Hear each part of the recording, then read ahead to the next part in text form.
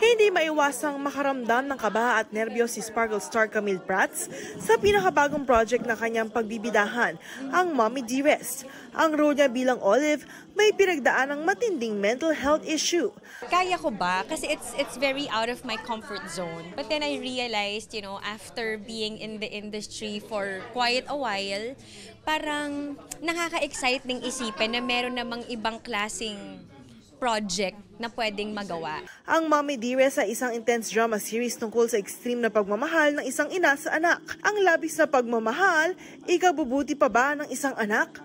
Ang anak ni Olive na si Mookie ay bibigyan buhay ng young actress na si Shane Sava. After the drama series Arabella, magsisilbing reunion project ni na Camille at Shane ang Mommy Dearest. Halo-halong emotion, parang love and then anger and then ang dami.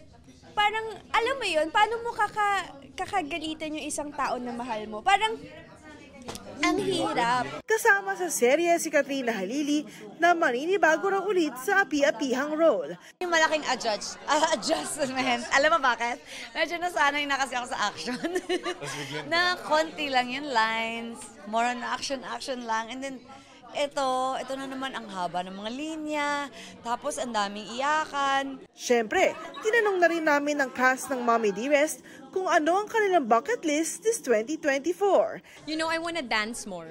Yun siguro, Mars. Kasi that's something that I've always loved doing as a child. Pagiging active, like treadmill, ganun, cardio lang. Yun lang yung gusto ko ibalik.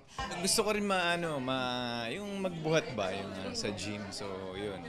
Pagandahin yung katawan, mas maging fit and healthy. Lagi ako nagpe-play ng mahirap na best friend or ganito, ganyan. Gusto ko naman yung social na maldita. Gusto ko din mag-learn mag-drive. Instant connection naman ang magka-love team na sina Shane Sava at Prince Carlos na parehong adventurous. I wanna travel too. Mahilig ako mag-travel, outside the country, States, Japan.